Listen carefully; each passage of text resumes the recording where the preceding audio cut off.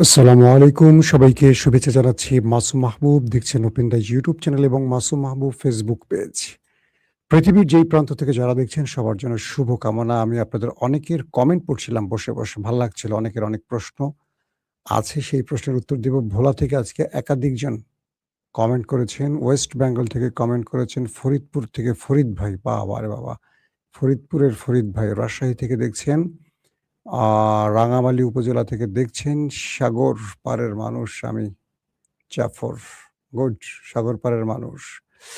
দর্শক, আজকে আপনাদের জন্য অনেকগুলো ব্রেকিং খবর আছে। একদম খবরে ঠাসা অনেকগুলো খবর দেওয়ার চেষ্টা করব।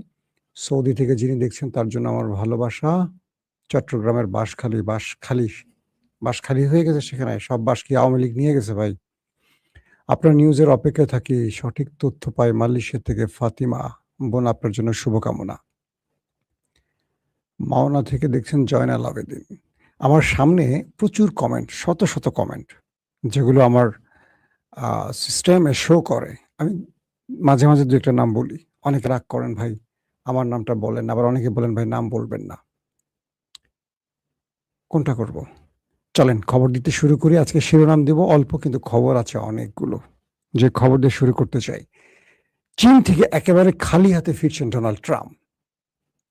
সারা দুনিয়ার গণমাধ্যম, বাংলাদেশের গণমাধ্যম যে বলছে চীন ট্রাম্পের সাথে হাত মিলিয়ে ইরানকে বড় ধাক্কা দিয়েছে, সেই খবরটিও উল্টো হয়ে যাচ্ছে। থাকেন, আজকে সেই খবরও জানাবো। পাশাপাশি লেবানিজদের হাতে ২০ দখলদার সেনা ওপারে চলে গেছে। আল জাজিরার খবর। এবং আরব আমিরাত পুরো আরবকে ইরানের বিরুদ্ধে যুদ্ধে জড়াবার প্ররোচনা দিয়ে ফেঁসে যাচ্ছে। এবং নেতানিয়াহু, আমাদের নেতা কাকু, তিনিও ফেঁসে যাচ্ছেন ইরানের হাতে। এবং কি বলবো, ব্লুমবার্গ যে খবর দিয়েছে মোটামুটি মাথা নষ্ট হয়ে যাবে ইয়াল জামিরের এবং নেতানিয়াহুর। দর্শক, আমি একটা করে আপনাদের খবর দেওয়ার চেষ্টা করছি। প্রথম যে খবরটা দিয়ে শুরু করতে চাই, ডোনাল্ড ট্রাম্প এবং শি জিনপিং। ডোনাল্ড ট্রাম্প এমন একটি সময়ে এই সফরটি করেছেন, তখন আমরা মোটামুটি, স্যার আপনার সাউন্ড একটু সমস্যা আছে মনে হয়। সাউন্ড কি কোনো সমস্যা আছে? আমি তো আমার সিস্টেমে সাউন্ড প্রবলেম দেখছি না। আপনারা তারপরে যদি প্রবলেম পান আমাকে বলবেন। আমার কাছে তো সাউন্ডের কোনো প্রবলেম দেখতে পাচ্ছি না। তো পৃথিবীর প্রত্যেকটি গণমাধ্যম চোখ ছিল যে চীন ডোনাল্ড ট্রাম্পকে কি দেবে। গত ১ দিন ২ দিন ধরে আমাদের দেশের গণমাধ্যমগুলো, যারা পশ্চিমা গণমাধ্যম ফলো করে সংবাদ প্রচার করে, তারা তো ইরানকে একেবারে বিপদেই ফেলে দিয়েছিল। চীনে কাজ করে সাংবাদিক, আমার পরিচিত বেশ কজন আছেন, আমি বাঙালি, তাদের সাথে যোগাযোগ করেছি। তারা বলল যে বাংলাদেশের গণমাধ্যম ভুয়া খবর দিচ্ছে। তো আমি সেই খবরটি একটু দেরিতে হলেও আজকে আপনাদেরকে ২ দফা খবর দিয়েছি। সকালে একবার দিয়েছি, দুপুরে একবার দিয়েছি। বিকেল ৫:৩০ একবার, সকাল ১১টা একবার। সেই খবরগুলো দেখলে আপনারা বিস্তারিত জানবেন। বলা হচ্ছে ডোনাল্ড ট্রাম্প শি জিনপিং এর কাছে হরমুজ প্রণালী খুলে দেওয়ার দাবি তুলেছিল। সে ব্যাপারেও ইরানের পক্ষে দাঁড়িয়েছে চীন। ডোনাল্ড ট্রাম্প বলছে যে $১ ট্রিলিয়ন মার্কিন ডলারের যেন বাণিজ্য নীতিতে চীন প্রবেশ করে ট্রাম্পের দেশ আমেরিকার সাথে, সেখানেও চীন না বলে দিয়েছে। আরো কয়েকটি বিষয়ে ট্রাম্প বলছে যদি ইরান আমাদের সাথে চুক্তিতে আবদ্ধ না হয়, সেক্ষেত্রে আমরা এবার ইরানকে বড় রকম আক্রমণ করব। চীন বলে দিয়েছে আমরা ইরানের পাশে থাকব। খেয়াল করবেন, প্রশ্ন এবং উত্তর আমি সহজ করে আপনাদের বলে দিচ্ছি। এবং যে ১৬ জন মার্কিন গুরুত্বপূর্ণ সিইওকে নিয়ে ডোনাল্ড ট্রাম্প চীন সফর করেছেন, তারাও মোটামুটি খালি হাতে ফিরেছেন। সিইও বোঝেন? অ্যাপেল বা বড় যে মার্কিন কোম্পানিগুলো আছে, সেই কোম্পানির যারা সিইও, তাদেরকে সঙ্গে নিয়ে এসছিলেন ডোনাল্ড ট্রাম্প, কিন্তু খালি হাতে ফিরছেন। ট্রাম্পের সাক্ষাৎ শেষে মোটামুটি চীন ট্রাম্পকে ধমক দিয়ে বলেছে যে তুমি ইরানের সাথে যে পাঙ্গা নিচ্ছ আর তুমি যে আমাকে দোষারোপ করছো, আগে তোমাকে নিজেকে চিন্তা করতে হবে, যুদ্ধটা কি আমি ছড়িয়েছি না তুমি ছড়িয়েছ। ট্রাম্প শি জিনপিংকে বলছে যে তুমি তোমার স্যাটেলাইট ব্যবস্থা দিয়ে মার্কিন সেনা ঘাঁটির সকল অবস্থান তুমি ইরানকে দিয়ে দিচ্ছ, যেটা আমাদের জন্য বা ইরান আমাদের উপর আক্রমণ করতে সহজ হয়েছে এবং যেটা আমাদের জন্য ক্ষতিকর হয়েছে। শি জিনপিং বললেন, তুমি যে ইসরায়েলকে ব্যবহার করছো ইরানের বিরুদ্ধে, তুমি যে আরবের ভেতরে ঢুকে ইরানে আক্রমণ করছো, সেটা কি ভালো হয়েছে? এই যুদ্ধটা কি ইরান ছড়িয়েছে না তুমি ছড়িয়েছ? তুমি ছড়িয়েছ।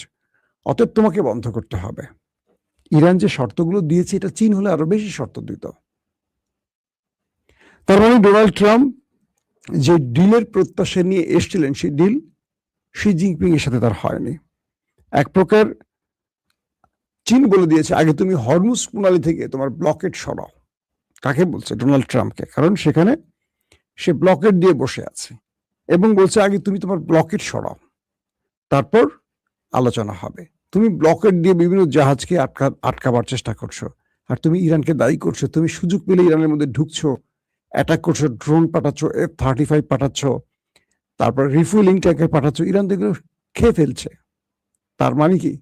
তুমি অ্যাডভেঞ্চারের চেষ্টা করছো, তুমি অ্যাটাকের চেষ্টা করছো, ব্যর্থ হচ্ছে বলে এখন আমার কাছে আসছো। একদম টাইপটা এরকম। এক প্রকার শি জিনপিং ট্রাম্পকে ধমকের সুরেই কথা বলেছেন। বলছেন, তুমি কি করতে চাও করো, তুমি স্যাংশন দিবা, যেটাই করো করো, আপত্তি নাই, বাট যে যুদ্ধটা তুমি শুরু করছো সেই যুদ্ধটা তুমি বন্ধ করো, তারপর আমরা দু দেশের মধ্যে আলোচনা করব। এদিকে ইসরায়েলের সাথে আরব আমিরাতের মধ্যে একটা বিরোধ শুরু হয়েছে কিছু বিষয় নিয়ে। সাম্প্রতিক ইসরায়েলের সেনাপ্রধান ইয়াল জামির সফর করেছেন আরব আমিরাতে। পুরো বিষয়টিকে গোপন রেখেছে আরব আমিরাত। প্রশ্ন হলো, এই দুই দেশের মধ্যে হঠাৎ করে এই গুটুটা হচ্ছে কেন? কেন ইসরায়েলের সেনাপ্রধান আরব আমিরাত সফর করছেন? তার উদ্দেশ্য কি? ব্লুমবার্গ, একটি বড় গণমাধ্যম, বলছে মূলত ইরানের বিরুদ্ধে যুদ্ধের পরিকল্পনা সাজিয়ে দেবার জন্য ইয়াল জামির আরব আমিরাত এসেছিলেন। শুধু এই খবরটি নয়, ইসরায়েলের যিনি প্রধানমন্ত্রী নেতানিয়াহু এবং মোসাদ প্রধান, দুজনে এসেছিলেন আরব আমিরাতে, এবং সেখানে ইসরায়েল পরিকল্পনা সাজিয়ে দিয়েছে যেন আরব আমিরাত পুরো আরবকে নিয়ে ইসরায়েলের বিরুদ্ধে যুদ্ধ শুরু করে। সেই হিসেবে কয়েকবার আরব আমিরাত ইরানের ভেতরে অ্যাটাকও করে, যে খবরটি ইরান জেনে আরব আমিরাতকে শক্ত মাইট দেয়।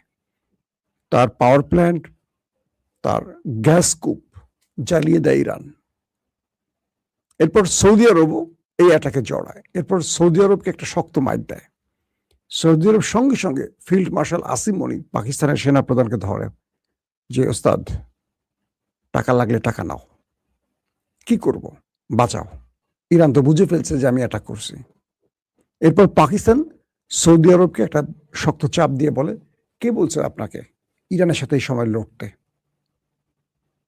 তখন পাকিস্তানকে সৌদি আরব বলে, তুমি মধ্যস্থতা করে দাও, আমি ইরানের সাথে আর লড়তে চাই না, ইরান যেন আমাকে ছাড় দেয়। পাকিস্তান বা ফিল্ড মার্শাল আসিফ মনির পুরো বিষয়টি ইরানকে বলে যে এখানে ইসরায়েল পরামর্শ দেয়, আরব আমিরাত আরবকে দিয়ে এই অ্যাডভেঞ্চারের চেষ্টাটা করে। সৌদি আরব এই কাজটা করবে না। মোহাম্মদ বিন সালমান তার ভুল বুঝতে পেরেছে। তখন ইরানের পক্ষ থেকে পাকিস্তানকে আশ্বস্ত করা হয়, যদি সৌদি আরব এই ভুল আর না করে তাহলে আমরা এই যাত্রায় সৌদি আরবের উপর আর হামলা করব না। ইন্টারেস্টিং ব্যাপার, এই তথ্যটা জেনে যায় আরব আমিরাত। আরব আমিরাত সৌদির সাথে, মানে সৌদিকে এই যুদ্ধ থেকে সরিয়ে নেওয়ার কারণে পাকিস্তানের উপর চাপ তৈরি করে, এবং পাকিস্তান তাদের দেশ থেকে কত বিলিয়ন ডলার ঋণ করেছিল আরব আমিরাত থেকে। আপনারা জানেন যে আরব আমিরাতে সর্বাধিক পাকিস্তানিরা থাকে এবং ভারতীয়রা থাকে। পাকিস্তানের সাথে আরব আমিরাতের সম্পর্ক খুব ভালো, কিন্তু এই যুদ্ধে মধ্যস্থতা করার কারণে, যেহেতু যুদ্ধটা চলছে না বা যুদ্ধটা বন্ধ করে দিচ্ছে পাকিস্তান বিভিন্ন দুতিয়ালি করে, তাই খেপে গেছে পাকিস্তানের উপর আরব আমিরাত। হুট করে বলছে, তোমার ঋণ স্টপ, তুমি আমার টাকা ফেরত দাও। বড় রকম চিপায় পড়ে যায় পাকিস্তান। কি করবে শাহবাজ শরীফ আর আসিম মনির? তারা তো লুটপাট করে সব টাকা খেয়ে ফেলছে। কি করবে? ইমরানকে জেলে রাখার পর দেশ তো অচল হয়ে গেছে প্রায়। তো আরবের কাছ থেকে টাকা নিয়ে, লোন নিয়ে নিয়ে নিয়ে নিয়ে তারা কোন রকম বেঁচে আছে। মানে কি বলবো, আইসিইউতে আছে পাকিস্তান। কারণ বাংলাদেশ আর পাকিস্তানের টাইপটেল এরকম, এখানে রাজনীতিবিদরা ক্ষমতা আসেন লুটপাট করতে। তো সেম পাকিস্তানের লুটপাটকারীরা লুটপাট করছে, যেহেতু অবৈধ দখলদার, তারা ক্ষমতা দখল করেছে। আর মূল বিজয়ী ইমরান খান তো জেলেই আছেন, তাকে তো জেলে আটকে রাখা হয়েছে যাতে তিনি আর বের হতে না পারেন সেই ব্যবস্থা করে। তো আরব আমিরাত যখন টাকা চাইছে পাকিস্তানের কাছে, পাকিস্তান পড়ে গেছে বিপদে। বলছে হয় তুমি আমার পক্ষে আসো, আমার পক্ষে দাঁড়াও, সৌদিকে নাও, তুমি নাও, আসো আমরা ইরানকে আক্রমণ করি। পাকিস্তানের জনগণ বিষয়টাকে ভালোভাবে গ্রহণ করবে না, এটা আসিফ মনির জানে। আমাদের চেয়ে বেশি পাকিস্তানিরা ইরানের পক্ষে দাঁড়িয়ে যায়। ফলশ্রুতিতে সৌদি আরবের শরণাপন্ন হয় পাকিস্তান। পাকিস্তান গিয়ে বলে মোহাম্মদ বিন সালমানকে যে আমাকে এত টাকা দাও, কিছু আমার রিজার্ভ রাখবো আমার ব্যাংকে, কিছু ডলার পাঠাও, আর কিছু আমি আরব আমিরাতকে দিয়ে লোন শোধ করব। আরব আমিরাত আমাকে চেপে ধরছে, তোমাকে আমি যুদ্ধ থেকে সরাবার জন্য। মোহাম্মদ বিন সালমান পাকিস্তানকে কয়েক বিলিয়ন মার্কিন ডলার দেয়। পাকিস্তান সেই টাকাটা ব্যাংকে জমা করে আর বাকিটা আরব আমিরাতকে দিয়ে দেয়। আরব আমিরাত তো খেপে যায়। এরপর আরব আমিরাত বলে আমরা এখন ভারতীয়দের ঢোকাবো আর তোমাদের বের করে দেব সৌদি কি বলে আরব আমিরাত থেকে। এই পরিস্থিতিতে আছে। তো এর মধ্যে মিস্টার নেতানিয়াহু এবং মোসাদ প্রধান যখন তারা আরব আমিরাত সফর করেন, এই বিষয়টি ইরান জেনে যায়। যখন যে অঞ্চলে তারা সফর করেন, ইরান সেই অঞ্চলে কয়েক দফা ড্রোন এবং মিসাইল অ্যাটাক চালালে দ্রুত তাদের অবস্থান পরিবর্তন করা হয়। আরব আমিরাত বুঝতে পারে যে ইরান হয়তোবা ইসরায়েল প্রধানমন্ত্রী এবং গোয়েন্দা প্রধান মোসাদের প্রধান যিনি, তাদের অবস্থান ইসরায়েলের কাছে তথ্য চলে আসে। এই তথ্যটি বলা হয় যে সূত্রগুলো একটু অস্পষ্ট। একটি সূত্র বলছে তথ্যটি তুরস্ক ইরানকে দেয়, আরেকটি সূত্র বলছে যে এটা ইরান দেয়, একে বলে চীন দেয়। তো চীন তো আসলে ইসরায়েলের সাথে খুব বড় বিরোধে যাওয়ার কথা না, চীন এবং রাশিয়ার। তারা আমেরিকার সাথে বিরোধে যেতে পারে, কারণ ইসরায়েলের সাথে তাদের স্বার্থ সংশ্লিষ্ট ব্যাপার আছে। তো ধারণা করা হচ্ছে যে তুর্কি কোনো এজেন্সি হতে পারে, MIT, আই ডোন্ট নো, এরকম একটি ধারণা করা হচ্ছে কয়েকটি মাধ্যম, যে তুরস্কের পক্ষ থেকে ইরানকে জানানো হয় যে মোসাদ প্রধান এবং নেতানিয়াহু দুজন আরব আমিরাতের এই অঞ্চলে আছে। তখন IRGC এয়ারস্পেস থেকে কয়েক দফা মিসাইল এবং ড্রোন মারা হয় তাদেরকে লক্ষ্য করে। এই সংক্ষিপ্ত সফরটি তারা মানে স্থান পরিবর্তন করে তারা সেখান থেকে আবার কেটে পড়ে। ব্লুমবার্গ তথ্যগুলি একটু আমার মতো করে না, আমি কিছু আরাবিয়ান আউটলেট থেকে দিচ্ছি। আর ব্লুমবার্গ বলছে যে এই তথ্যটি ইরান জানলেও ইরান ফ্ল্যাশ করে না, চুপ থাকে। কিন্তু সাম্প্রতিক সময় নেতানিয়াহুর প্রধানমন্ত্রী দফতর থেকে এই সংবাদটি প্রকাশ করা হয় যে তারা আরব আমিরাত সফর করেছেন গোপনে। তো এই খবরটি জেনে আরব আমিরাত খেপে যায়। খেপে গিয়ে আরব আমিরাত বলে যে তুমি গোপনে আসছো, গোপনে ছিলা, তুমি এটা জানিয়েছো কেন? অর্থাৎ ইসরায়েল নিজে যে কাজটি করে, ইসরায়েল সেই কাজটি আবার ফ্লাশ করে দেয়। মানে নিজেই গোপনে সফর করেছেন মোসাদ প্রধানকে দিয়ে, আবার তার সেনা প্রধান ইয়াল জামিরকে পাঠিয়েছেন, আবার তারাই প্রকাশ করে আরব আমিরাতকে শিক্ষা দিয়ে দিলেন, ইরানের সামনে ছেড়ে দিলেন, ইরান এবার তুমি ধোলাই চালাও। তার চেয়ে ভয়ঙ্কর খবরটা কি জানেন? আরব আমিরাত পুরো গালফের আরব দেশগুলোকে নিয়ে ইসরায়েলের পরিকল্পনা সাজায় তারা একজোট হয়ে ইরানের বিরুদ্ধে হামলা করবে। কিন্তু সৌদি আরব, কাতার বেঁকে বসে। তারা বলছে যে না, তারা এই ফাঁদে নামবে না, এই ফাঁদে পা দেবে না। তো এই কারণে আরব আমিরাত খেপে যায়। তারা ওপেক এবং ওপেক প্লাস থেকে বেরিয়ে আসে। তারা বলে যদি আমার দাবি তোমরা না রাখো, ইরানকে সম্মিলিতভাবে না মাইট দাও, তাহলে আমি ওপেক এবং ওপেক প্লাসের থাকবো না। তারা সেখান থেকে বেরিয়ে আসে এবং ইরানের বিরুদ্ধে যুদ্ধে আরব আমিরাত শেষ পর্যন্ত আরবকে প্ররোচনা দিয়ে যায়, কিন্তু আরব সেই ফাঁদে আর পা দেয় না। কারণ ভেতর থেকে তুরস্ক, চীন, রাশিয়া আরবদের সাথে দুতিলি চালায়। এর মধ্যে পাকিস্তান অন্যতম ভূমিকা পালন করে এবং পাকিস্তান অস্বীকার করে যে আমরা আরব আমিরাতের সাথে কোনো সামরিক চুক্তি করব না যতক্ষণ তারা ইসরায়েলের পক্ষে থাকবে। তারা চুক্তিটি করে সৌদি আরবের সাথে, আগেই করে, এখন কাতার সেই লাইনে আসছে, পাশাপাশি তুর্কিরা মানে তুরস্ক আসছে সেই লাইনে। তো এই অবস্থায় ফাইন্যান্সিয়াল টাইমস যে খবরটি দিয়েছে, সৌদির সাথে ইরানের বৈঠকটি হয়ে গেছে, যে বৈঠকটি আমরা গত 2 দিন ধরে বলছি, অনাক্রমণ যুদ্ধ, অর্থাৎ ইরান সৌদিতে আক্রমণ করবে না, সৌদি ইরানে আক্রমণ করবে না। এই বিষয়টি ফাইন্যান্সিয়াল টাইমস বলছে যে সৌদি ইরানের মধ্যে একটি বৈঠক হয়ে গেছে।